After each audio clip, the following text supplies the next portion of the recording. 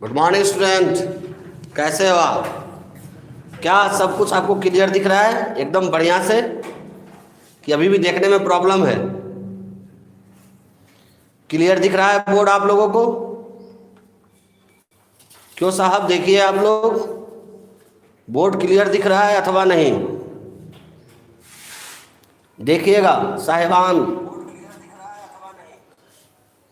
हाँ चलिए, लगता है बोर्ड क्लियर दिख रहा है। ये मैंने जो कल पढ़ाया था वो है, इसमें थोड़ा सा एक पॉइंट और जोड़ना है ना, उत्प्रेरण। अभी फिलहाल मैं कुछ क्वेश्चंस आपसे पूछ लेता हूँ, फिर हम लोग आगे बढ़ते हैं। रोज का सेगमेंट जो है, तो रोज का जो सेगमेंट है उस पर हम लोग थोड़ा सा क्या बढ़े, आगे बढ़े। कुछ क्वेश्चंस, मेरे प्रश्न और आपके उत्तर, देखते हैं आप लोग कहाँ तक जवाब देने में सफल होते हैं। पहला प्रश्न है, एडम ग्लिक्रिस्ट किसे कहते हैं? सॉरी, एडम उत्प्रेरक किसे कहते हैं? एडम ग्लिक्रिस्ट नहीं, एडम उत्प्रेरक किसे कहते हैं? यानी कौन से उत्प्रेरक को एडम उत्प्रेरक कहते हैं? किसे कहते हैं? आंसर दे दे भाई। एडम उत्प्रेरक किसे कहते हैं? तो प्रीति कुमारी ने आंसर दिया पीटी, उसके बाद आकांक्षा रॉयल ने भी दिया है। रॉयल, सब रॉयल ही है भाई। इसका आंसर होगा प्लैटिनम, इसको एडम उत्प्रेरक कहते हैं। नंबर दूसरा है, दूसरा प्रश्न है, देखें आप, दूसरा प्रश्न है, उत्प्रेरक की खोज किसने की थी? उत्प्रेरक की खोज किसने किया था या की थी? उत्प्रेरक की खोज किसने किया था, है ना? जल्दी से देख ले आप उत्तर। उत्प्रेरक की खोज किसने किया था? रुक रहा है क्या? उत्प्रेरक की खोज कौन किया था? कौन महान वैज्ञानिक था जो कि उत्प्रेरक का खोज किया था? उसका नाम था वर्जिलियस। याद तो नहीं होगा आपको, कोई बात नहीं। दूसरा प्रश्न का उत्तर है वर्जिलियस। बहुत बच्चों ने सही सही उत्तर दिया है, वर्जिलियस नामक वैज्ञानिक। तो तीसरा जो प्रश्न है आपके लिए मैं छोड़ जाता हूं, अधिशोषित होता है। फिर से आप जान ले प्रश्न क्या बोला मैंने। SO2 एवं CO2 में चारकोल के द्वारा कौन सा गैस अधिक अधिशोषित होता है? SO2 या CO2? आंसर दीजिए जल्दी से। रुक रहा है, शुरू हो गया इन लोगों का, रुक रहा है गोल गोल, है ना? तो नहीं, बहुत सारे का तो लग रहा है सब बफरिंग हो रहा है, वो होगा। चलो, उत्तर इसका होगा SO2, सल्फर डाइऑक्साइड। अब आगे नंबर चतुर्थ प्रश्न पे चलते हैं हम लोग, कि निम्न ग्राफ, ये देखिएगा, निम्न ग्राफ, ये है आपका ताप, ये है x/m। निम्न ग्राफ किस अधिशोषण को प्रदर्शित करता है? निम्नलिखित ग्राफ जो है, ये ग्राफ जो मैंने बताया आपको, बताया था पहले, वो कौन से अधिशोषण को प्रदर्शित करता है? जल्दी से जवाब दे दीजिए। निम्नलिखित ग्राफ किस अधिशोषण को प्रदर्शित करता है ना? तो इसमें कौन सा होगा? उत्तर क्या होगा? रासायनिक अधिशोषण, यही ना, रासायनिक अधिशोषण। देखो, एक भी प्रश्न रिपीट नहीं ना हो रहा है। मैं जो रोज 5 प्रश्न को बता रहा हूँ, जो मैं पूछता हूँ आपसे, रिपीट नहीं ना होता है। एक आध रिपीट हो सकता है, लेकिन लगभग रिपीट नहीं होगा। 5 प्रश्न आपके रोज ऑब्जेक्टिव से होंगे। प्रैक्टिस पेपर तो मैं दूंगा ही दूंगा, वो मैंने दे दिया है, 10वां प्रैक्टिस पेपर दिया है। 11वां आज या कल मैं आपको दूंगा प्रैक्टिस पेपर 5। इसका आंसर होगा रासायनिक अधिशोषण। और लास्ट प्रश्न मैं कर रहा हूं आपसे कि रासायनिक अधिशोषण की प्रकृति कैसी होती है? रासायनिक अधिशोषण किस प्रकार की अभिक्रिया, ऐसे बोल सकते हो, किस प्रकार की अभिक्रिया है रासायनिक अधिशोषण? उत्क्रमणीय है या अनुत्क्रमणीय है? रासायनिक अधिशोषण जो है वो उत्क्रमणीय अभिक्रिया है या अनुत्क्रमणीय अभिक्रिया है? तो आंसर होगा इसका क्या? अनुत्क्रमणीय। अनुत्क्रमणीय पढ़ोगे सही से तो ऑब्जेक्टिव बनेगा। हाँ, आप सिर्फ हल्के हल्के ऑब्जेक्टिव के लिए पढ़ोगे तब तो बात ही अलग है। ये सब, ये मैंने बताया 3 और 4 नंबर, ये दोनों ऑब्जेक्टिव तभी आएंगे जब प्रश्न का लेवल काफी क्या होगा, हाई होगा, नहीं तो ये सब लो में आएगा, ये और ये लो में आएगा, ये तो अलग ही बात। एडम ग्लिक्रिस्ट का तो बात ही क्या है, अलग है, वो आसानी से नहीं आएगा। वो है रसायन, ये भी मैं बाद में पढ़ा था, लेकिन बच्चों के विशेष अनुरूप पर मैंने इसको पढ़ाना शुरू किया कि भाई बहुत सारे बच्चों ने कहा सर यही पढ़ाइए यही पढ़ाइए। ऐसे भी पढ़ाने में इसको तो कोई खास दिक्कत है नहीं, न मैथमेटिक्स है ना कुछ है, आराम से पढ़ाते रहो, कुछ बोलते रहो, बस हो गया और क्या। तो पृष्ठ रसायन चैप्टर हम लोगों ने शुरू कर रखा था, उसमें हम लोगों ने पढ़ा कल, क्या पढ़ा, उत्प्रेरक। तो उत्प्रेरक किसे कहते हैं, तो वैसा पदार्थ जो रासायनिक अभिक्रिया के वेग को बढ़ाता या घटाता है किंतु अभिक्रिया में शामिल नहीं होता है, उसे उत्प्रेरक कहते हैं, और इस घटना को उत्प्रेरण कहते हैं। यही ना था कि वैसा पदार्थ जो रासायनिक अभिक्रिया के वेग को बढ़ाता या घटाता है लेकिन अभिक्रिया में भाग नहीं लेता है, उसे उत्प्रेरक कहते हैं, एवं इस घटना को उत्प्रेरण कहते हैं। ये था। फिर उत्प्रेरक के अभिलक्षण क्या थे, गुण क्या थे इसके, मैंने कल बताया भी था कि यह अभिक्रिया को प्रारंभ नहीं करता है, यह केवल अभिक्रिया के वेग को बढ़ाता है या क्या करता है, यानी कि घर से आप, जैसे कि आप बस से जाते हो स्कूल, तो बस आपको एकदम घर से ही नहीं ड्रॉप लेगी, घर से आपको बाहर निकल के आना पड़ेगा, स्टार्ट होना पड़ेगा आपको, फिर स्टार्ट जब हो जाएंगे तो आपको उठा के वो स्कूल फेंक देगा। ये होगा, ये नहीं है कि स्टार्ट करेगा चलो चलो चलो बस ही आपको तैयार कर रहा है, वो सब नहीं होगा। दूसरा क्या है, रासायनिक अभिक्रिया में उत्प्रेरक की सूक्ष्म मात्रा की आवश्यकता होती है, यानी उत्प्रेरक की बहुत कम मात्रा की क्या होती है, आवश्यकता। ये नहीं 2-3 किलो हम डाल दें, एकदम छोटा सा मिलीग्राम का में भी 0.1 मिलीग्राम, ऐसे बहुत कम। उत्प्रेरक अभिक्रिया के उत्पाद पर कोई प्रभाव नहीं डालता। उत्पाद क्या बनेगा, आप बस से कहाँ जा रहे हो, स्कूल जा रहे हो, बाजार जा रहे हो, रेलवे स्टेशन जा रहे हो, उससे बस को कोई मतलब नहीं होगा।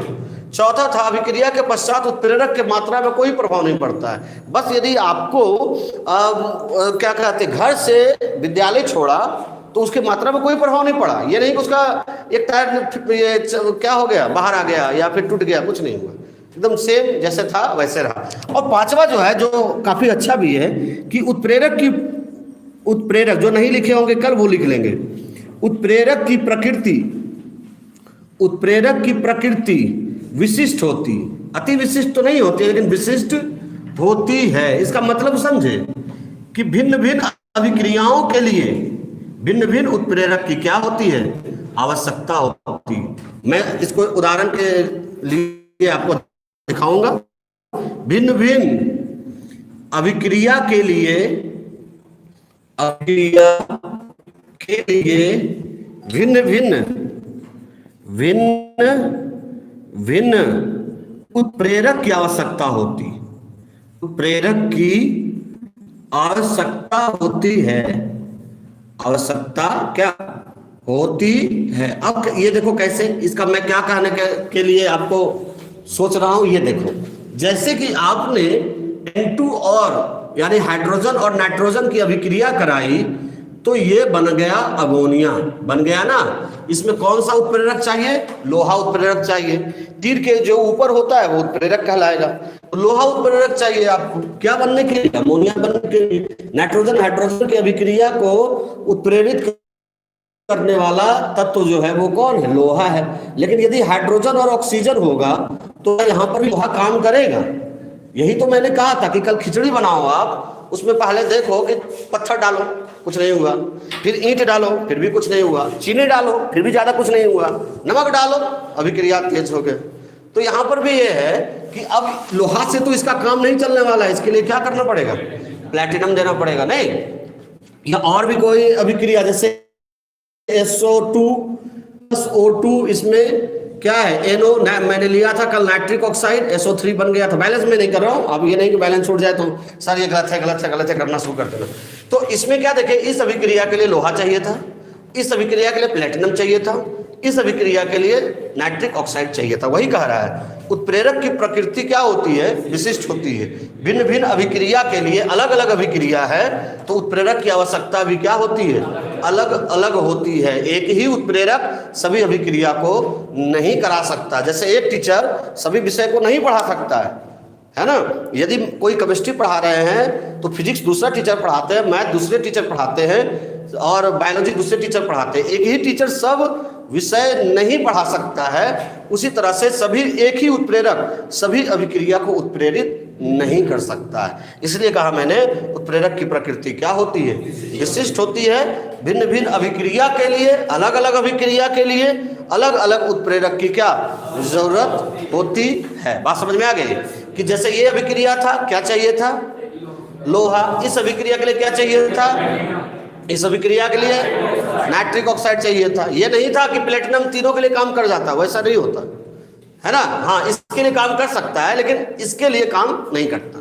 हाँ, एक जो उत्प्रेरक है, एक दो अभिक्रिया कर सकता है लेकिन वो भी बहुत ही विशिष्ट रूप से, वो भी बहुत नहीं करता है ना। तो ये जो है आप यहाँ देखें कि उत्प्रेरक की प्रकृति विशिष्ट होती है। भिन्न भिन्न अभिक्रिया के लिए भिन्न भिन्न उत्प्रेरक की क्या होती है, आवश्यकता होती है। लिखना चाहे तो आप लिख सकते हैं, मैं इसके आगे बढ़ूंगा, जल्दी से लिख लें आप। हो गया, स्क्रीनशॉट ले लें, 5वां नंबर। अब हम लोग आगे बढ़ेंगे और देखेंगे अगला टॉपिक। देखिएगा, ये था उत्प्रेरक। अब हम लोग चलेंगे इसी का आगे बढ़ते हुए इसी उत्प्रेरक पर, वर्धक एवं विष। ठीक है, प्रोमोटर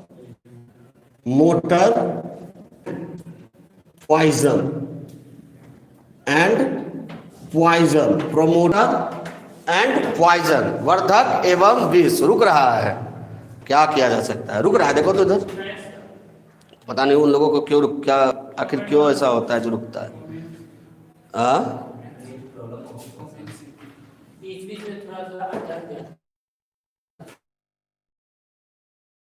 तो वर्धक एवं विष, तो वर्धक किसे कहते हैं और विष किसे कहते हैं, ध्यान से। वर्धक क्या है और विष क्या है, यानी प्रोमोटर क्या है और पॉइजन क्या है ना। तो आपको ऐसे भी पता है वर्धक मतलब क्या होता है, जो बढ़ाता है। वर्धक मतलब क्या होता है, जो बढ़ाता है। और विष मतलब क्या होता है, जो मार देता है, यही ना होता है। तो वर्धक मतलब ऐसे भी नाम से भी पता है कि बढ़ाने वाले को वर्धक कहेंगे और डुबाने वाले को क्या कहेंगे, विष कहेंगे। तो एक और मैं लिख दूं वर्धक और एक और क्या लिख देता हूं, विष, है ना। तो अंतर नहीं है, बस मैं दोनों को एक साथ ही बता रहा हूं। तो वर्धक किसे कहते हैं, ध्यान दीजिएगा कि वैसा पदार्थ जो उत्प्रेरक की सक्रियता को बढ़ा देता है। सक्रियता मतलब काम करने की क्षमता को, है ना। वैसा पदार्थ जो उत्प्रेरक की सक्रियता को क्या बढ़ा देता है, यानी काम करने की जो क्षमता है उसको बढ़ा देता है, उसे आप क्या कहते हो, वर्धक कहते हो। बहुत इजी है। जैसे उत्प्रेरक कम काम कर रहा है तो उसको बढ़ाने वाला कौन है, कहेगा अरे भाई तुम तो स्लो हो गया है, तुमको फास्ट करते हैं, तो वर्धक। जैसे कि एक गेंदबाज है, तेज गेंदबाज, बॉलिंग करते करते थक जाता है, लेकिन जो ड्रिंक लेता है, फिर वो जो पीता है, वो लाल पानी जो देखते हो देखने में, वो फिर तो वर्धक किसे कहते हैं कि वह पदार्थ जो उत्प्रेरक की सक्रियता को, काम करने की क्षमता क्या करता है, बढ़ा देता है, उसे वर्धक कहते हैं। याद रखिएगा, वैसा पदार्थ, ये खुद उत्प्रेरक लेकिन नहीं होता है। उत्प्रेरक खाली क्या करेगा, ये वर्धक क्या करेगा, उत्प्रेरक के कार्य करने की क्षमता को क्या करेगा, बढ़ा देगा। और विष किसे कहते हैं, वैसा पदार्थ जो उत्प्रेरक की सक्रियता को घटा देता है। सक्रियता समझते हो, एक्टिविटी, यानी काम करने का जो जज्बा है ना। एक कहता है चलो पढ़ेंगे, तो चलो कल से शुरू करेंगे ना, उसकी सक्रियता कम है। लेकिन कहता नहीं, अभी हमको शुरू करना है तुरंत, उसकी एक्टिविटी क्या है, ज़्यादा है ना। समाज में दो तरह के लोग रहते हैं। आप शादी ब्याह होता है जनरली तो देखे होंगे कि दो तरह के लोग रहते हैं। तो जो आपके फैमिली में रहता है, आपके साथ रहता है, चचेरा भाई, ये सब, वो सब क्या है, बेचारा वो अपना टेबल उठा रहा है, कोई टेबल उठा रहा है, कोई टेबल लगा रहा है, जल्दी जल्दी कर रहा है कि जल्दी काम हो जाए, है ना। कभी यहाँ जा रहा है, वहाँ जा रहा है, ऐसा होता है। तो सक्रियता किसकी ज़्यादा थी, आपके मामा या मौसा की, या आपके चचेरे भाई और चाचा की। तो चचेरे भाई चाचा की सक्रियता ज़्यादा थी, एक्टिविटी जो थी, काम करने की जो क्षमता थी, वो क्या थी, ज़्यादा थी। और आपके मौसा जो थे और मामा जो थे, वो सिर्फ ऑर्डर दे रहे थे, उनकी सक्रियता कम थी। वो सिर्फ ऑर्डर दे रहे थे, यहाँ से उठा लो भाई, यहाँ से बेंच उठा लो, यहाँ से कुर्सी उठा लो, सिर्फ बोल रहे थे, खुद नहीं कर रहे थे। तो उनकी सक्रियता कम हुआ करती थी। और विष उसको कहते हैं, उल्टा बोले, विष की सक्रियता कम हो जाए, विष सक्रियता कम कर देता है और वर्धक सक्रियता क्या कर देता है, अधिक कर देता है। तो फिर सुना एक बार, क्या बोला मैंने, क्या बोला कि वर्धक किसे कहते हैं, फिर मैं एग्जाम्पल पे जाऊंगा उसके बाद। वर्धक किसे कहते हैं, तो वैसा पदार्थ जो उत्प्रेरक की सक्रियता को बढ़ा देता है उसे वर्धक कहते हैं, और वैसा पदार्थ जो उत्प्रेरक की सक्रियता को घटा देता है उसे विष कहते हैं। फिर से एक बार, क्या बोला, वैसा पदार्थ जो उत्प्रेरक की सक्रियता को बढ़ा देता है उसे वर्धक कहते हैं, और वैसा पदार्थ जो उत्प्रेरक की सक्रियता को घटा देता है उसे विष कहते हैं। तो ये समझ गए सक्रियता क्या है। सक्रियता मतलब क्या हो गया कि जैसे बस है ना, तो बस धीरे धीरे चल रहा है, उसका क्या कर देंगे, एक्सीलरेटर बढ़ा देंगे, उसकी सक्रियता क्या हो जाएगी, बढ़ जाएगी, काम करने का जो दर है वो तेज हो जाएगा। तो वर्धक क्या है कि वैसा पदार्थ जो उत्प्रेरक की सक्रियता को क्या करे, बढ़ा दे, उसे वर्धक कहते हैं, और वैसा पदार्थ जो उत्प्रेरक की सक्रियता को क्या करे, घटा दे, उसे क्या कहते हैं हम लोग। अब जरा देखो एग्जाम्पल, ये अभी तक तो हो गया ऐसे। तो N2 + 3H2 है ना, नाइट्रोजन और हाइड्रोजन एक दूसरे से करेगा अभिक्रिया, बन जाएगा ये ठंडा ठंडा गैस अमोनिया, है ना। अमोनिया का यूज पहले होता था कोल्ड स्टोरेज में, ठंडा रखने के लिए। तो ये है लोहा। तो क्या होता है, मैं बताऊं आपको कि इसमें ये जो लोहा है ये है उत्प्रेरक। क्या है, उत्प्रेरक। लेकिन हाइड्रोजन नाइट्रोजन चिपक जाता है ना, तो और चिपक गया तो क्या करता है जानते हो, लोहा का जो गति है वो उसको वो क्या कर देता है, कम कर देता है। लेकिन आता है भगवान बन के, और वो है मोलिब्डेनम, एमओ, है ना। ये जो मोलिब्डेनम है जिसकी की परमाणु संख्या 42 होती है, आप देख सकते हो, वो क्या करता है, वर्धक का काम करता है। और वो क्या करता है कि लोहा के काम करने की तेजी को क्या करता है, बढ़ा देता है, सक्रियता बढ़ा देता है, और जल्दी से जल्दी अमोनिया का क्या होता है, निर्माण होता है। तो ये तो आपने देखा, ऊपर लोहा देखा, वो क्या था, उत्प्रेरक था, और जो आपने नीचे देखा एमओ, वो क्या था, वो क्या था, वर्धक था, है ना। जैसे कि आप क्या हो, इसमें इसका मैकेनिज्म क्या है, देखो मैं समझाने की कोशिश करता हूँ, यदि समझो तो। जैसे ये है उत्प्रेरक, ये क्या है, उत्प्रेरक है। ये कौन उत्प्रेरक है, लोहा है, ये लोहा है, देखो। तो ये छोटे छोटे टुकड़े में भी मान लो बट गया है, इसका पृष्ठीय सतह ज्यादा हो गया। अब अभिकर्मक आके क्या होगा, इस पर जुड़ेगा।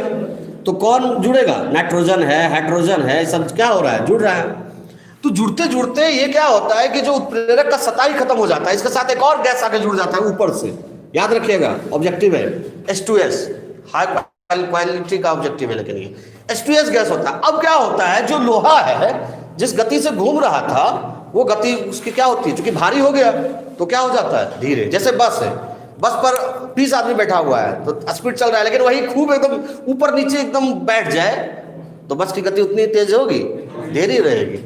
लेकिन तब आता है मोलिब्डेनम, वो क्या करता है कि लोहा के बीच में गैप बना देता है। देखो इस तरह से, है ना, ये देखो ध्यान से देखना, ये समझ जाओगे जी जी है।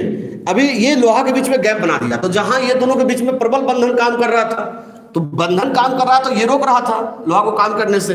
लेकिन अब इसके बीच की जो दूरी होती है वो क्या हो जाती है, बढ़ जाती है, जिसके इसके बीच का बंधन भी क्या होता है, कम हो जाता है।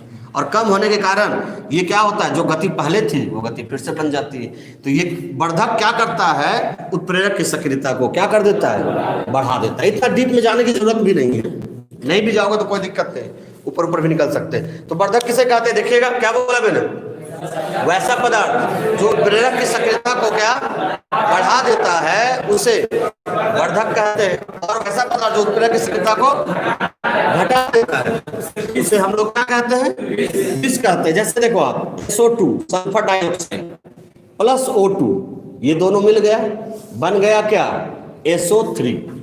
SO2 प्लस O2 बन गया क्या, SO3। बैलेंस कर लो, 2 यहाँ पर उत्प्रेरक के रूप में डालेंगे हम प्लेटिनम। अभी तक नाइट्रिक ऑक्साइड डाल रहे थे, लेकिन प्लेटिनम का भी यूज तुम बेशक कर सकते हो। अब प्लेटिनम क्या है, ये करवा रहा है भाई, अभिक्रिया करवा रहा है, लेकिन यहां पर क्या होगा, एक पदार्थ आ जाएगा जिसका नाम है आर्सेनिक ऑक्साइड। आर्सेनिक ऑक्साइड नाम नहीं जानते होगे तो मैं लिख दूं, आर्सेनिक क्या ऑक्साइड। ये आर्सेनिक ऑक्साइड क्या करेगा भैया मेरे, ये आर्सेनिक ऑक्साइड प्लेटिनम की सक्रियता को कम कर देगा। जहां वो जल्दी जल्दी SO3 बन रहा था, अब बनने में क्या हो रहा है, लेट हो रहा है, देर हो रहा है। तो ये जो आर्सेनिक ऑक्साइड आप देखें तो प्लेटिनम क्या था आपका, प्लेटिनम था उत्प्रेरक और आर्सेनिक ऑक्साइड जो था वो क्या था, विष था। इजी तो है ना, बस एक एग्जांपल लिख दो काम चल जाएगा। लेकिन मैं एक और एग्जांपल दे रहा हूं आपको। तो वर्धक किसे कहते हैं, वैसा पदार्थ जो उत्प्रेरक की, आर्सेनिक के बारे में बता दें। आर्सेनिक क्या है, एक जहरीला पदार्थ है, याद रखिएगा, ये जहरीला टाइप होता है। तो आर्सेनिक ऑक्साइड क्या करता है, प्लेटिनम के सतह को ये SO2 और O2 जो सतह को भरता है, आर्सेनिक ऑक्साइड और उसको धीरे कर देता है और सतह को भर देता है, जिससे प्लेटिनम की कार्य करने की क्षमता क्या होती है, घट जाती है, और इसकी जो कार्य करने की क्षमता क्या होती है, बढ़ जाती है। तो वर्धक किसे कहते हैं बताएं आप, वैसा पदार्थ जो प्रेरक की सक्रियता को क्या बढ़ा देता है उसे वर्धक कहते हैं, और वैसा पदार्थ जो उत्प्रेरक की सक्रियता को घटा देता है उसे विष कहते हैं। और एग्जांपल देखेंगे, जैसे वनस्पति तेल आपने सुना होगा आपने नाम, डालडा जिसको कहते हो, तो अभी नहीं बना है। वनस्पति तेल का हाइड्रोजनीकरण कराते हैं, हाइड्रोजनीकरण कराते हैं, हाइड्रोजनेशन कराते हैं, पढ़े भी होगे आप पहले भी। उसमें निकेल का उत्प्रेरक का उपयोग करते हैं। कौन से उत्प्रेरक का, निकेल। लेकिन बात तो वही है, ये वनस्पति तेल बन जाता है वनस्पति घी, जिसको हम लोग डालडा कहते हैं। वनस्पति क्या घी बन जाता है, जिसको हम लोग क्या कहते हैं, डालडा। तो निकेल के सक्रियता को बढ़ाने वाला ये है उत्प्रेरक आपका। लेकिन यदि इसमें थोड़ा सा कॉपर Cu, तो ये क्या चीज काम कर जाता है, क्या चीज काम करता है, तो वनस्पति तेल से बन जाता है वनस्पति, और जल्दी बनता है। याद रखिए, यहाँ निकेल क्या है और कॉपर क्या है। इसमें भी एग्जांपल दे देते हैं, AB। इसमें क्या है कि H2 हाइड्रोजन, नाम तो सुने ही होंगे, ऑक्सीजन है कि नहीं। इसमें कौन सा उत्प्रेरक डालोगे, प्लेटिनम, तो बन जाएगा क्या, H2O। कल मैंने बताया था, है कि नहीं, तो प्लेटिनम। लेकिन इसमें कार्बन मोनोऑक्साइड जो है वो विष का काम करेगा। कार्बन मोनोऑक्साइड क्या करता है, क्योंकि कार्बन मोनोऑक्साइड तो वातावरण में उपस्थित रहता है। कार्बन मोनोऑक्साइड क्या, प्लेटिनम में आके एकदम चिपक जाता है, उसको काम करने ही नहीं देता है। बहुत सारे आदमी होते हैं ना, जैसे पापा या दोस्त, बहुत सारे दोस्त आपके ऐसे होते हैं जो कहते हैं भाई पढ़ोगे तभी आगे बढ़ोगे, है ना। और कोई देखता है तुम ज्यादा पढ़ रहे हो, चलो ना क्रिकेट खेलेंगे। क्या करेगा यार, दिन में पढ़ते ही रहते हो। नहीं, तो दिन में पढ़ने का भी नहीं है, वो नहीं है ना। तो ये जो है आपका प्लेटिनम जो है वो क्या हो गया, आपका उत्प्रेरक हो गया। और जो CO है कार्बन मोनोऑक्साइड, वो क्या हो गया, विष हो गया। इसको चित्र के माध्यम से समझना चाहते हो, समझो कि ये है, मान लो कि क्या, ये है उत्प्रेरक। क्या है, उत्प्रेरक। तो उत्प्रेरक है, मान लो कोई निकेल है या फिर लोहा है, उसको क्या किया, पुशअप किया, ये पुश किया, जा, है ना, तेज कर दिया। कौन, वर्धक क्या किया, उसको गति को क्या कर दिया, तेज कर दिया, बढ़ा दिया। लेकिन वही जो है विष क्या किया, ध्यान दीजिएगा, ये है विष, ये क्या है, विष। यहाँ विष नहीं है, ये क्या है, उत्प्रेरक। अधिशोषण का काम यहाँ पर भी होता है, यहाँ पर अधिशोषण का। अब यहाँ पर क्या, कौन आके अटक गया है, विष। अब विष क्या करता है, इसकी गति को क्या कर देता है, मंद कर देता है, कम कर देता है। ये कौन काम करता है, बात समझ में आ गई। तो वर्धक किसे कहते हैं, एक बार और बोल दें आप, वैसा पदार्थ जो उत्प्रेरक की सक्रियता को बढ़ा देता है उसे वर्धक कहते हैं, और वैसा पदार्थ जो उत्प्रेरक की सक्रियता को घटा देता है उसे विष कहते हैं। याद रखिएगा, वर्धक और विष दोनों उत्प्रेरक नहीं, सिर्फ एक पदार्थ है जो उत्प्रेरक की सक्रियता को क्या करता है, बढ़ाता या घटाता है। बात समझ गए। तो यहाँ पर क्या है, लोहा क्या था, नीचे वाला क्या है, यहाँ निकेल क्या था, कॉपर क्या है। ये क्या दिखाया कि उत्प्रेरक है, वर्धक उससे जुड़ा, वर्धक उससे क्या हो गया, जुड़ गया। जुड़ने के बाद उसके गति को क्या कर दिया, तेज कर दिया। सक्रियता को क्या किया, बढ़ा दिया। सक्रियता को, गति को हम यानी सक्रियता बोल देते हैं, सक्रियता को क्या किया, बढ़ा दिया, है ना। काम करने के का जो दर था वो तेज हो गया।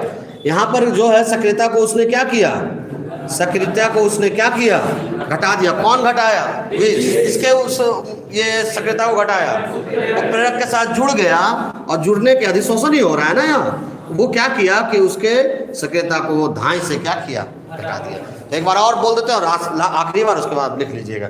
तो वर्धक किसे कहते हैं? वैसा पदार्थ जो उत्प्रेरक की सक्रियता को बढ़ा देता है उसे वर्धक कहते हैं, और वैसा पदार्थ जो उत्प्रेरक की सक्रियता को घटा देता है उसे विष कहते हैं। बात समझ में आ गई? चलिए लिख लीजिए आप, वर्धक लिख के डैश दीजिएगा, वर्धक लिख के डैश दे दीजिए। लिखो वैसा पदार्थ जो उत्प्रेरक की सक्रियता को, एक दिन भी क्लास जो है बिना रुके हुके नहीं चलता है। अभी देखो पूरा लिख रहा है, ऐसा रुक रहा है देखो तो। वैसा पदार्थ जो उत्प्रेरक की सक्रियता को, वैसा पदार्थ जो उत्प्रेरक की सक्रियता को बढ़ा देता है उसे वर्धक कहते हैं। बुद्धि वर्धक चूर्ण है ना, उसे वर्धक कहते हैं, उसे वर्धक क्या कहते हैं ना। चलो तो ये वर्धक कहते हैं, लिख लिया? एग्जाम्पल्स लिख लो। एग्जाम में यदि आ गया तो 2 नंबर आ जाएगा, आराम से आ जाएगा कहीं। हाँ, गड़बड़ मत करना रिएक्शन, क्योंकि रिएक्शन ही केमिस्ट्री का क्या है, मेन बेस है, जान है। और नहीं तो बहुत सारे हम देखे, हम जनरली क्या करते हैं, बच्चे क्या बहुत सारे, मैं तो उसमें क्या करते हैं, खाली लैंग्वेज लिखा रहा है, लेकिन भी रिएक्शन नहीं होता है। आपको नंबर नहीं आने वाला है, आपको नंबर तभी आएगा जब आपने रिएक्शन लिखा होगा। चलिए विष पे चलिए, विष लिखेगा। वैसा पदार्थ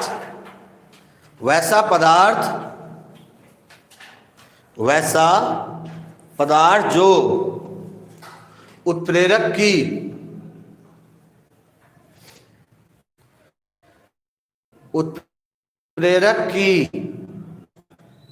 को घटा देता है, उत्प्रेरक की सक्रियता को घटा देता है। सक्रियता मैंने लिख दिया है, इसलिए तो मैंने लिख दिया कि पता नहीं आपसे लिखाएगा कि नहीं। सक्रियता को क्या घटा देता है उसे विष कहते हैं, उसे विष कहते हैं। कॉपी कर लीजिए, कॉपी एवरीथिंग। तो 2 तरह के दोस्त होते हैं। एक दोस्त कहते हैं भाई पढ़ो, नहीं कहते हैं पढ़ो नहीं, लेकिन एक लेवल में पढ़ो। एक दोस्त होते हैं जो कहते हैं क्या पढ़ोगे यार, चलो क्रिकेट खेलते हैं, क्रिकेट, या चलो बहुत सारे तो बोलते हैं चलो ताश कार्ड्स खेलते हैं, चलो धीरे धीरे सीख जाता है। और वो भी कोई दिक्कत नहीं है, लेकिन एक लिमिट होना चाहिए हर चीज़ का। क्या क्रिकेट भी खेल रहा है तो इसका मतलब ये थोड़े दिन भर खेलते रहो तब तुमको क्रिकेटर ही बनना है। दिन भर खेलोगे तो क्रिकेटर ही बनना है ना। चलिए तो भैया आप चलिए और मैं भी चलूँ आगे। वर्धक और विष को समाप्त करते हुए मैं बढ़ रहा हूँ आगे। अभी क्या है कि इसके बाद एक टॉपिक और आने वाला है, वो है संदमक। नाम सुने हो? नहीं सुने हुए कैसे पढ़ोगे तब ना। इनहैबिटर, संदमक इजी है, इसमें कुछ नहीं है कि नहीं। तो संदमक, मैंने कहा 2 तरह के दोस्त होते हैं। एक दोस्त क्या करते हैं कि आपके सक्रियता को बढ़ा देते हैं, एक क्या करते हैं घटा देते हैं, और एक क्या करते हैं रोक देते हैं। ये रोकने वाला है। संदमक क्या करते हैं, ऐसा पदार्थ जो अभिक्रिया के वेग को, यहाँ सक्रियता का बात, वहां तो वेग का बात नहीं था, सक्रियता था। अभिक्रिया के वेग को क्या करता है, कम कर देता है या रोक देता है, या अभिक्रिया को रोक देता है, उसे संदमक कहता है। रोक ही देने का हम यहाँ पर यूज करेंगे, है ना। वैसा पदार्थ जो अभिक्रिया को क्या करता है, रोक देता है, स्टॉप कर देता है, स्टॉप, है ना, उसे क्या कहते हैं हम लोग, संदमक कहते हैं। फिर से एक बार क्या बोले, वैसा पदार्थ जो अभिक्रिया को रोक देता है उसे संदमक के नाम से जानते हैं, है ना। फिर से एक बार क्या बोला मैंने, बोलो। वैसा पदार्थ जो, यहां देखो, जैसे कि हाइड्रोजन पर ऑक्साइड है, नाम सुने हो कभी हाइड्रोजन पर ऑक्साइड का? कभी नहीं सुने हो? अरे ये बार ये इसमें लिखते नहीं है सबका नाम, अच्छा, जिसका नाम आपको आता होगा उसको नहीं लिखते होंगे, नहीं कि सबका नहीं। पर ऑक्साइड, हाइड्रोजन पर ऑक्साइड का यूज तो ही करते हैं हम लोग ब्लीचिंग क्रीम में। बहुत बच्चे देखो बाल में क्रीम लगाए रहते हैं, वो जिससे बाल का ब्लीच, या चेहरे पर भी लगाते हैं। उसमें सबसे बड़ा जो मुख्य किरदार निभाता है वो H2O2 ही है, यानी हाइड्रोजन पर ऑक्साइड ही है। यही है ब्लीचिंग क्रीम का सबसे मुख्य किरदार, है ना। तो ये जो है इसका विघटन होता है। विघटन मतलब समझे, टूटता है। तो टूटने पर ये बन जाता है जल और क्या है, ऑक्सीजन। जल और ऑक्सीजन, H2O2 जब टूटता है तो विघटित होने पर बनता है H2O, जल एवं ऑक्सीजन। पहले बैलेंस कर ले आप, तो बैलेंस करें तो यहाँ 2 दे दे, यहाँ भी क्या हो गया 2। बात गया, भेजन जा रहा है कि ये क्या करता है, हाइड्रोजन पर ऑक्साइड क्या किया, टूटा। तो टूटने के पश्चात क्या होता है कि जल और ऑक्सीजन बनाता है। सभी बच्चे बोल रहे हैं रुक रहा है ना, है ना। तो क्या है, बहुत सारे बच्चे लिखते हैं सर रुक रहा है, बहुत कहते हैं नहीं रुक रहा है, बड़ा प्रॉब्लम है। तो हाइड्रोजन पर ऑक्साइड जो है वो टूटा, विघटित हुआ। टूटना का मतलब समझे, विघटित हुआ, विघटित होने का मतलब टूट गया, है ना, अलग अलग हो गया। तो ये जो है टूटने के बाद जल और ऑक्सीजन बनाया। इसमें जो पदार्थ डालेंगे हम लोग वो है ग्लिसरॉल या ग्लिसरीन। नाम सुने, ग्लिसरीन, है ना, या ग्लिसरॉल भी यूज करते हो। तो ग्लिसरीन क्या करता है, ग्लिसरीन का फॉर्मूला लिख दें, ये साबुन बनाने में काम आता है। साबुन में यही ना होता है, ये होता है ग्लिसरॉल या ग्लिसरीन। अब इसका फॉर्मूला लिख लो जरा, 1 2 3 कार्बन, उसके बाद हाइड्रोजन कितने हैं, 2 1 3 2 5 1 6 1 7 1 8, और हाइड्रोजन कितने हैं, ऑक्सीजन कितने हैं 3, तो C3H8O3। बात समझ में आई कैसे लिखा मैंने, कि ग्लिसरीन का फॉर्मूला होता है ये, होता है ना। इसमें कितने कार्बन है, 3 कार्बन है। हाइड्रोजन कितना है, 2 1 3 2 5 1 6, C3H8O3, ये ग्लिसरीन का फॉर्मूला हुआ। ग्लिसरीन क्या करता है कि इस अभिक्रिया को रोक देता है। ये मान लो कि ये है उत्प्रेरक, यानी कि वही ग्लिसरीन जो बोल रहे हो वैसा पदार्थ। अब ग्लिसरीन पर आके कौन चिपक गया, H2O। तो H2O को कहेगा ना ना ना, अब हम तुमको टूटने नहीं देंगे। टूट रहा है का मतलब क्या कर रहा है, मर रहा है। टूटने का मतलब वही ना हो रहा है, मैंने अपने आप को तोड़ के कोई नया पदार्थ बना रहा है। कहा ना भाई ना, ग्लिसरीन कहता है नहीं, मैं तुमको टूटने नहीं दूंगा, है ना, तुमको मैं मरने भी नहीं दूंगा, मैं देश नहीं झुकने दूंगा। मोदी जी कह रहे हैं, यही कहे ना। लेकिन यहाँ तो देश झुक रहा है, लेकिन यहाँ ये चाहता है कि देश झुके, जल और ऑक्सीजन बने, लेकिन बीच में कौन अटक रहा है, ग्लिसरीन। ग्लिसरीन कह रहा है नहीं भाई, मैं तुमको जल और ऑक्सीजन में बदलने नहीं दूंगा, मैं देश झुकने नहीं दूंगा। लेकिन ये कौन है, ये है ग्लिसरीन। ग्लिसरीन इसी को आप लोग क्या कहते हो, तो संदमक। तो संदमक किसे कहते हैं, वैसा पदार्थ जो उत्प्रेरक की क्या, जो अभिक्रिया को क्या करता है, रोक देता है, उसे संदमक कहते हैं। एक बार और क्या बोला मैंने, वैसा पदार्थ जो अभिक्रिया को रोक देता है उसे क्या कहते हैं, संदमक कहते हैं। और बोल दे एक आध बार, क्या बोले, वैसा पदार्थ जो, ये क्या कहला जाएगा, संदमक।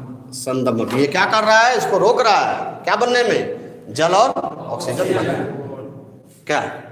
तो संदमक का क्या काम रहा है, संदमक का क्या काम है, अभिक्रिया के वेग को ही खत्म कर देता है, अभिक्रिया को ही रोक देता है या कम कर देता है। कम करने वाला भी एक उत्प्रेरक है, पढ़ेंगे हम लोग, शायद कल ही पढ़े, ऋणात्मक उत्प्रेरक।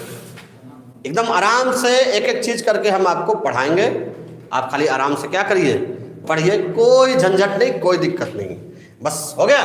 तो संदमक किसे कहते हैं, बोलिएगा आप, बोलिए, वैसा पदार्थ जो उत्प्रेरक जो अभिक्रिया को क्या करता है, उसे लिख लीजिए अब, लिखो वैसा पदार्थ, संदमक में वैसा पदार्थ जो अभिक्रिया को, वैसा पदार्थ जो अभिक्रिया को रोक देता है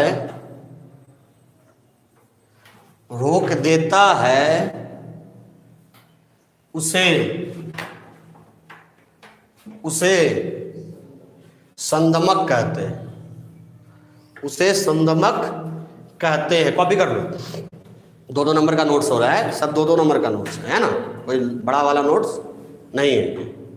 उसे संदमक कहते हैं, जल्दी कर लीजिए, बहुत आसान है, बहुत इजी है। रुक रहा है सर, रुक रहा है सर, रुक रहा है सर, बिल्कुल क्लीन चल रहा है सर। एक बच्चा बोला और दूसरा बच्चा बोल रहा है सर रुक रहा है सर।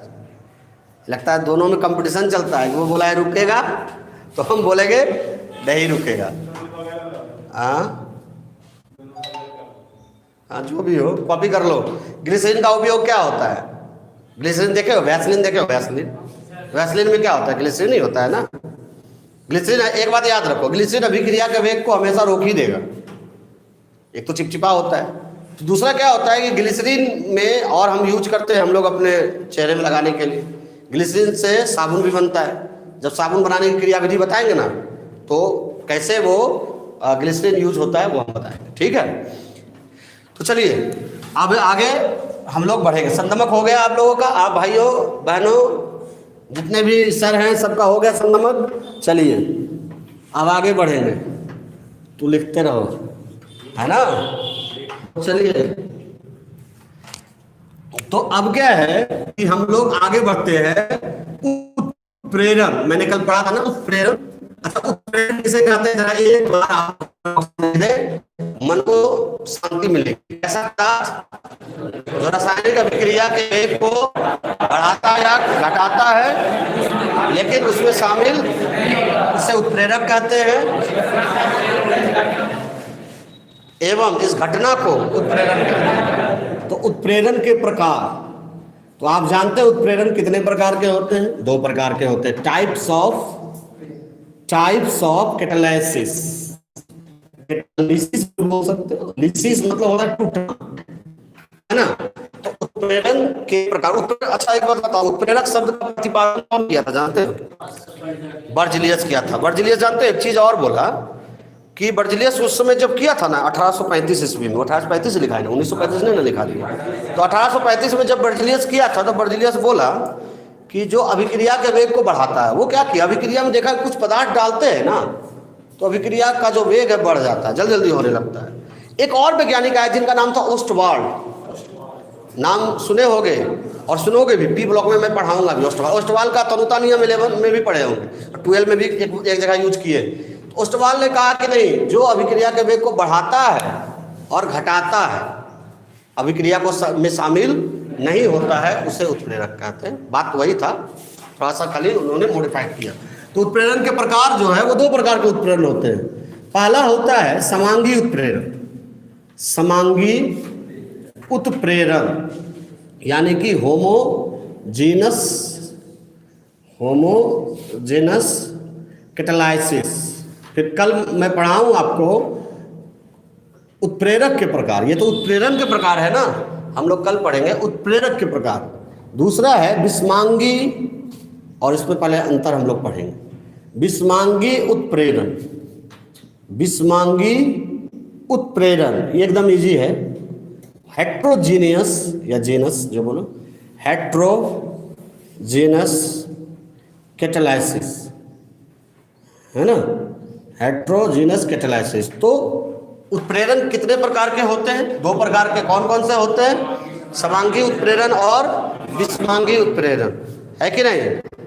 जल्दी से कॉपी कर लो, फिर आगे हम दोनों भाग में अलग अलग बांट के उसके बाद लिखेंगे, ताकि दोनों को एक साथ मैं लिख पाऊँ कि अलग अलग करके एक साथ लिख देने से और आसान हो जाएगा ना आप लोगों के लिए। तो समांगी उत्प्रेरण किसे कहते हैं और विषमांगी उत्प्रेरण किसे कहते हैं, आप एक बार कॉपी कर लीजिए, उसके बाद ही आप आगे बढ़िएगा। जब तक ये नहीं लिखना, पहले एक बात याद रखें, उत्प्रेरण के प्रकार लिख के फिर एक एक करके एक्सप्लेन कीजिए उसको। ये नहीं है कि एक लिख लिए उसको एक्सप्लेन किए फिर दूसरा नहीं। आपको मान लीजिए कि जो चेक कर रहा है कॉपी, वो देखेगा ना कि कितने प्रकार के हैं। एक पेज यहाँ, एक पेज 2, मतलब फिर उलट को देखेगा कि कितने प्रकार लिखे हैं आप। कि आप एक जगह उसको लिख के दिखाओगे कि 2 प्रकार है या 3 प्रकार है या 4 प्रकार है कि नहीं। तो चलो समांगी उत्प्रेरण हो गया, मिटा दें अब इसको। अब है समांगी उत्प्रेरण है, और एक है उधर मैं लिख दूं विषमांगी उत्प्रेरण। विषमांगी उत्प्रेरण बहुत इजी है, बहुत ही आसान। है ना। ये सब एग्जाम में आ गया तो नंबर आसानी से दिलाएगा ये चैप्टर, ये वाला टॉपिक।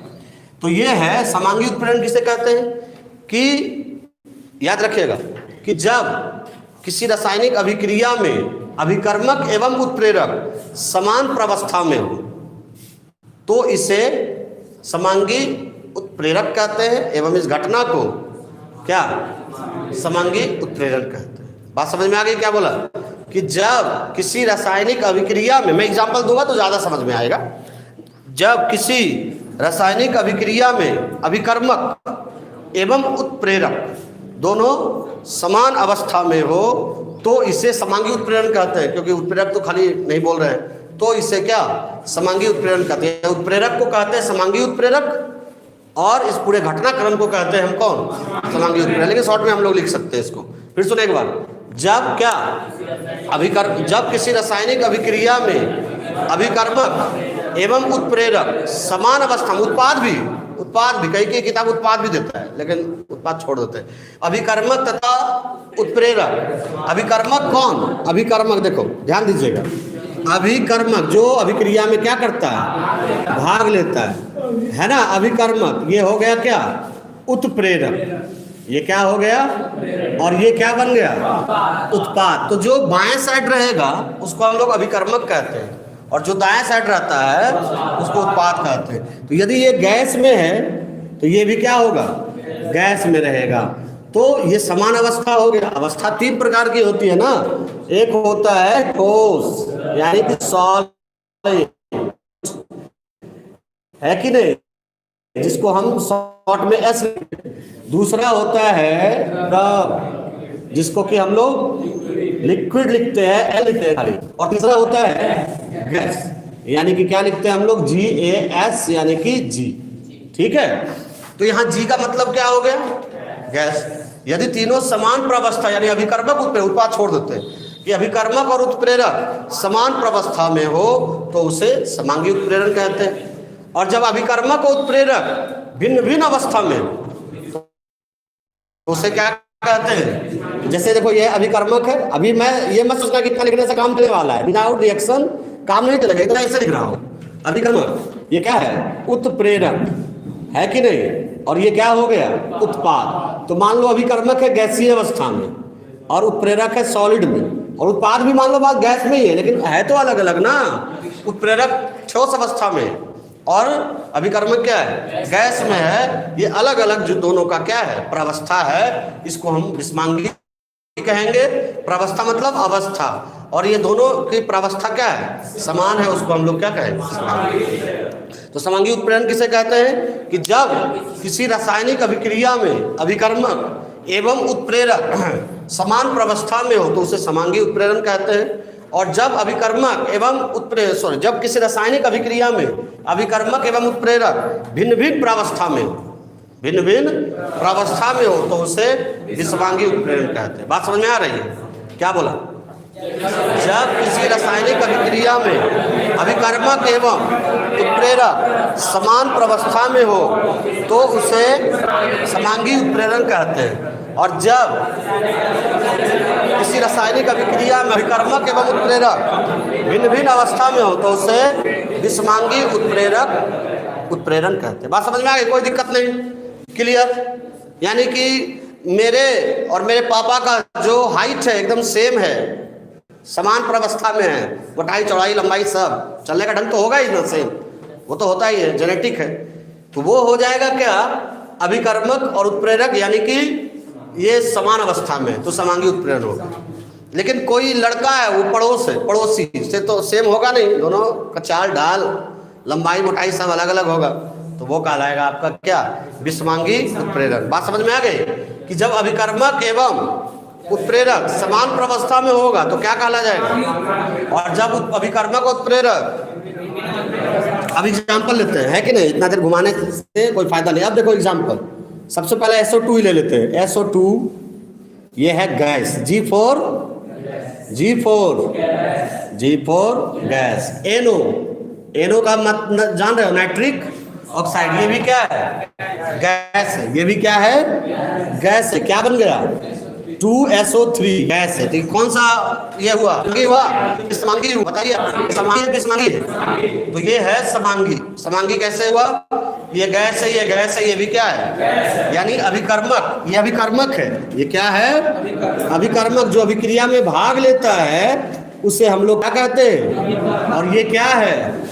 उत्प्रेरक। दोनों किस अवस्था में है? गैस अवस्था में, यानी समान अवस्था में है। आप उसे क्या कहते हो? समांगी उत्प्रेरण कहते हो। बात समझ में आ रही है? घूमने दो, कुछ देर घूमने दो। तो जब क्या मैंने बोला कि अभिकर्मक यानी किसी रासायनिक अभिक्रिया में अभिकर्मक उत्प्रेरक समान प्रावस्था में हो तो आप उसे समांगी कहते हैं। अभी और एग्जांपल ले सकते हैं हम लोग इसमें। एस्टल्डिहाइड का नाम सुने हो? CH3CHO, इसको हम लोग कहते हैं एसिटल्डिहाइड। एसिटल्डिहाइड इंग्लिश में, हिंदी में जो लिखो। एस्टल्डिहाइड का विघटन करो, विघटन, तो बनेगा क्या? तो बनेगा, तो एक तो बनेगा CO, है ना, कार्बन मोनोऑक्साइड, यह देखना पड़ेगा। तो ये हो गया आपका जो है, रुक जाइए थोड़ा सा। तो पहले ये जो है इसमें क्या हो गया? तो इसमें ये जो एस्टल्डिहाइड है वो टूटा तो क्या बना? CH4 मीथेन, C और H।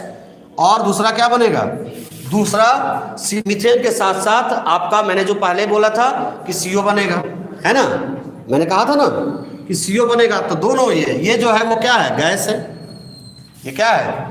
गैस है। ये भी क्या है? गैस है। ये भी क्या है? ये इसका नाम है क्या? एस्टल्डिहाइड। तो एस्टल्डिहाइड किस अवस्था में है? उत्पाद भी क्या है? अब उत्प्रेरक जो इसमें यूज होगा वो होगा I2, यानी आयोडीन का वाष्प। आयोडीन होता है सॉलिड में, लेकिन यहाँ यूज क्या चीज का करेंगे हम लोग? आयोडीन का वाष्प। तो ये मैंने पहले लिखा था CO, और उसके साथ क्या यूज होगा? CH4, दोनों बनेगा। तो अभी क्या है कि यहाँ पर ध्यान से देखिएगा, एस्टल्डिहाइड जब टूटा किसके उपस्थिति में? आयोडीन के वाष्प के। तो टूटने के बाद विघटित होने पर क्या बना दिया? मीथेन बनाया। और साथ में क्या बनाया? यहाँ क्या देखे आप कि ये गैस है, ये भी क्या है? दोनों क्या है? समान प्रावस्था में। कौन सा उत्प्रेरण हुआ? ये एग्जाम्पल लें तो क्या फॉर्मूला होता है?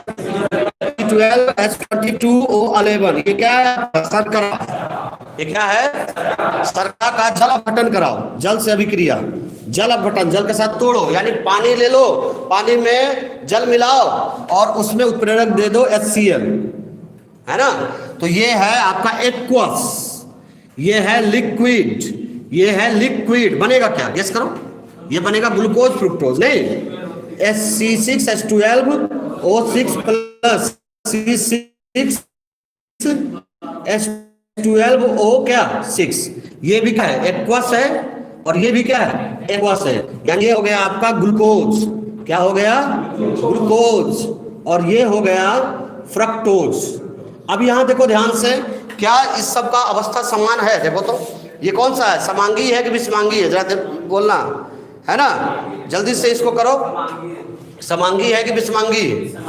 विषमांगी है। समांगी है। एक्वस मतलब क्या होता है? एक्वस मतलब AQ का मतलब होता है एक्वस, और एक्वस मतलब होता है जलीय, और जलीय का मतलब लिक्विड हुआ ना। जलीय का मतलब क्या हो गया? लिक्विड हुआ ना। तो एक्वस का मतलब हो गया क्या? जलीय। जलीय का मतलब तो लिक्विड ही होता है ना भैया। जलीय का मतलब तो लिक्विड है, जल भी लिक्विड है, HCl भी लिक्विड है, हो गया। ये एक्वस, ये भी जलीय, ये भी जलीय। तो ये जो देखे आपने देखा कि यहाँ क्या है कि शर्करा, जल, HCl सब क्या है? समान प्रावस्था में है। ये क्या हो जाएगा? समांगी उत्प्रेरण। बात समझ में आ रही है? समांगी उत्प्रेरण किसे कहते हैं?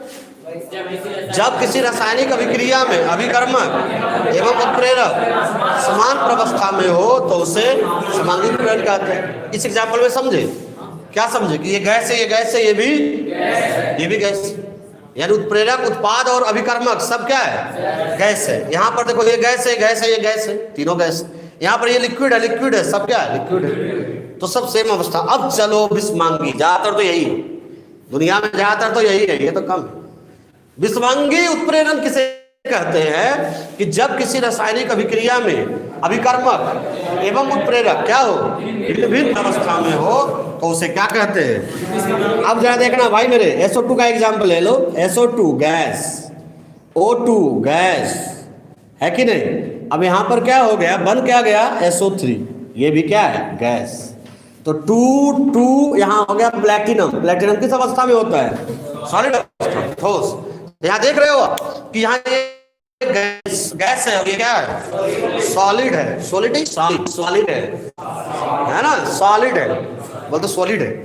हाँ सॉलिड है। तो ये हो गया आपका, ये दोनों का प्रावस्था क्या है? भिन्न भिन्न। कुछ समझने में परेशानी होती है, क्लास में समझने में और ज्यादा परेशानी नहीं होती है। ऐसे होता है क्या कि ऑनलाइन में होता है, पता नहीं समझ रहा है कि नहीं समझ रहा है, नहीं तो इसको तो 3 मिनट में खत्म कर देते हैं। इसमें कुछ है, सिंपल सा सड़ा हुआ चीज है। एक ही चीज को बोलते रहने में भी गुस्सा आता है, कितना बोलते रहे, है ना?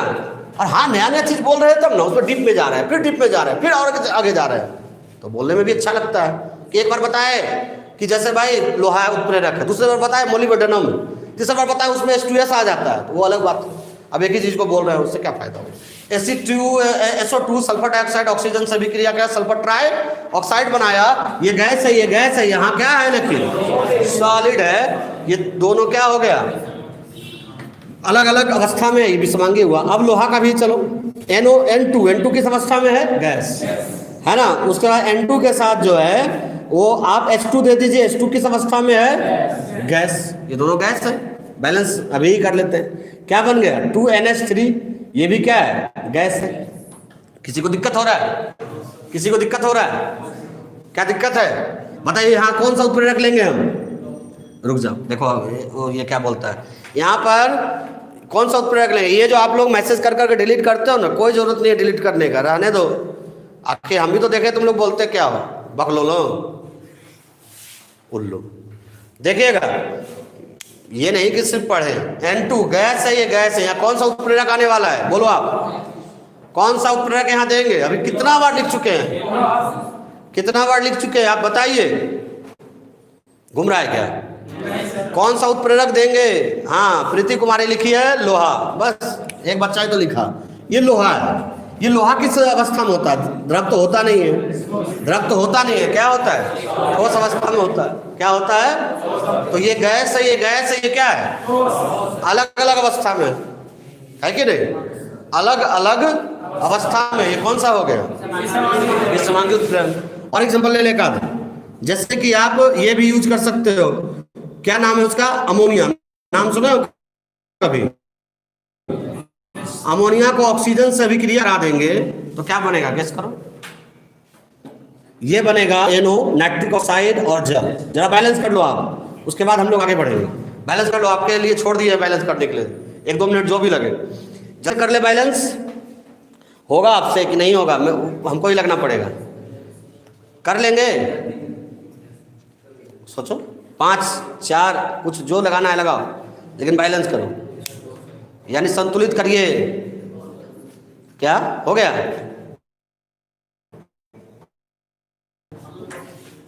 हाँ आप लोग सही? चलो नहीं हो रहा है ये, यहाँ 2 ऑक्सीजन पहले करो, 2 है, यहाँ 2 है, 5 है ना? तो 5 हो गया। यहाँ भी क्या हो गया? 5 नहीं तो नाइट्रोजन तो कितने हो गए? हाइड्रोजन कितने हैं? 5 तिहाई 15। यहाँ कितना है? 2 है। तो यहाँ पर हमको लगता है होगा 4, और यहाँ 5, यहाँ 4, तो 4 तिहाई कितना हो गया? 12, ये हो गया 6।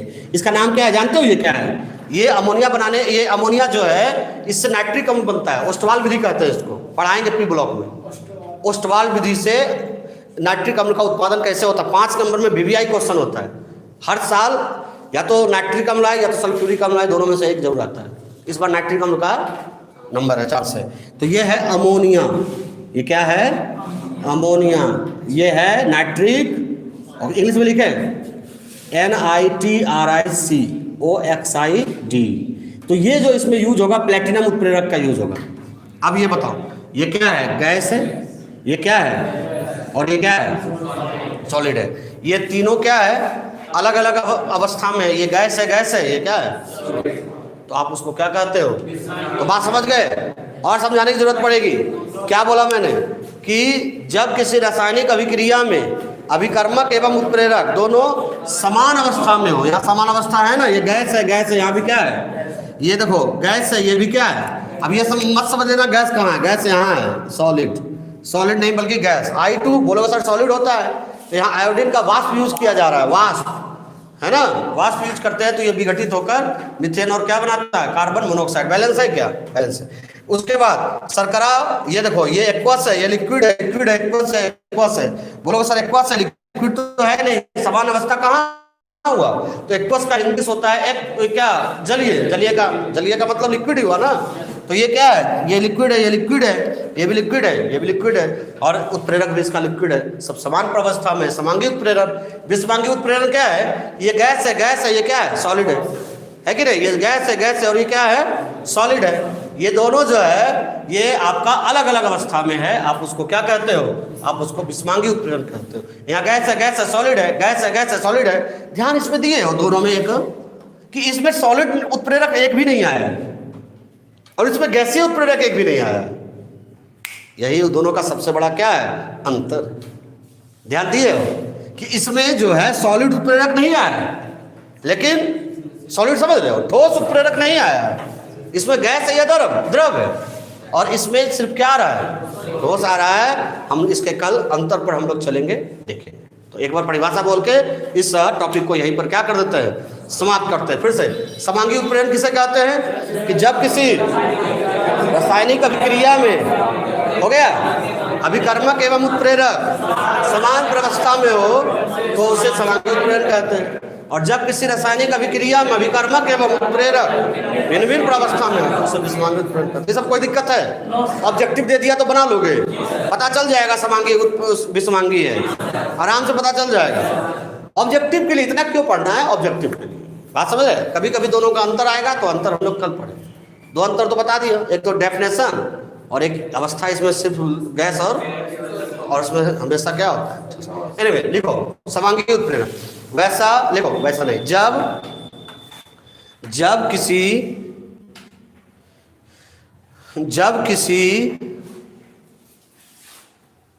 किसी क्या रासायनिक अभिक्रिया में, जब किसी रासायनिक अभिक्रिया में, जब किसी रासायनिक अभिक्रिया में अभिकर्मक एवं उत्प्रेरक, अभिकर्मक एवं उत्प्रेरक को, गैस को तो समान प्रावस्था में हो तो इसे 11 का बैच चलेगा बाबू, जब 12 का बैच शुरू होगा ना तभी 11 का भी शुरू होगा, बात समझ रहे हो। चलो क्या लिखे, तो इसे समांगी उत्प्रेरण कहते हैं, तो इसे समांगी उत्प्रेरण कहते हैं। चलिए कॉपी कर लीजिएगा एकदम तेजी से। अभिकर्मक समझते हो ना, कि जो अभिक्रिया में भाग लेता है उसे अभिकर्मक कहते हैं, और जो प्रतिफल प्राप्त होता है, जो चीज प्राप्त होता है उसे हम लोग उत्पाद कहते हैं। जैसे कि चावल, दाल, नमक वो सब मिला दिए, वो सब अभिकर्मक है, और जो खिचड़ी बन गया वो क्या है, उत्पाद है। बात समझ में आ रही है। चलिए जल्दी से कॉपी करिए, हो गया। नहीं सर।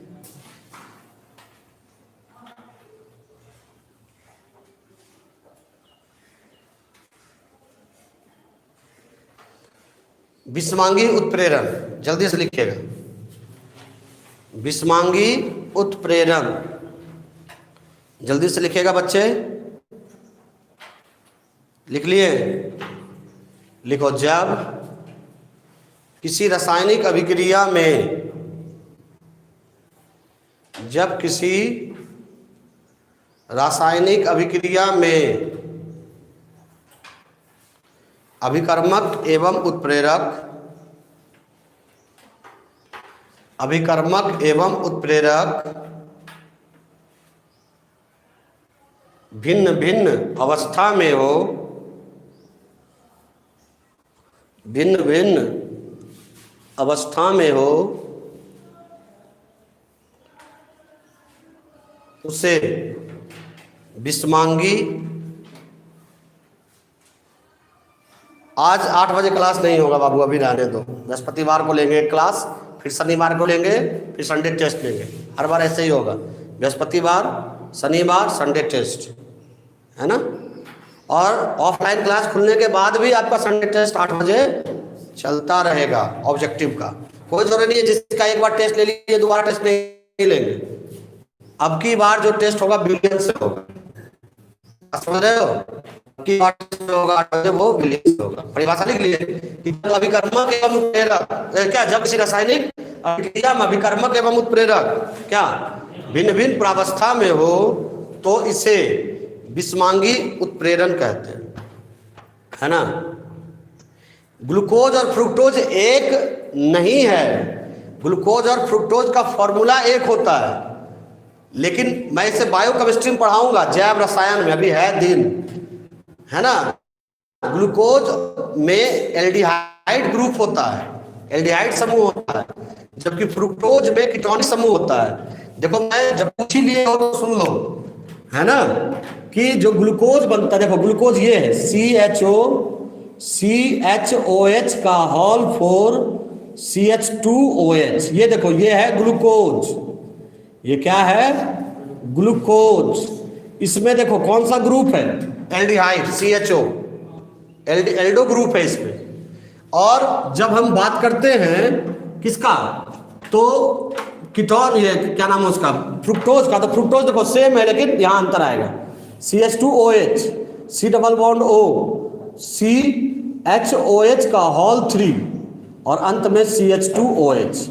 आप देखो दोनों का फॉर्मूला सेम है, देखो 3 1 4 1 5 1 6, आप देखो दोनों का फॉर्मूला सेम है लेकिन दोनों के स्ट्रक्चर में अंतर है। ये है एल्डिहाइड, ये है एल्डिहाइड और ये है कीटोन, दोनों के संरचना में अंतर है। फॉर्मूला देखो दोनों को जोड़ के देखो, दोनों एक है ना। देखो यहाँ 1 कार्बन, फिर 4 1 5 और 5 1 क्या 6 कार्बन हो गए। हाइड्रोजन देखो तो 6 कार्बन हुआ ना।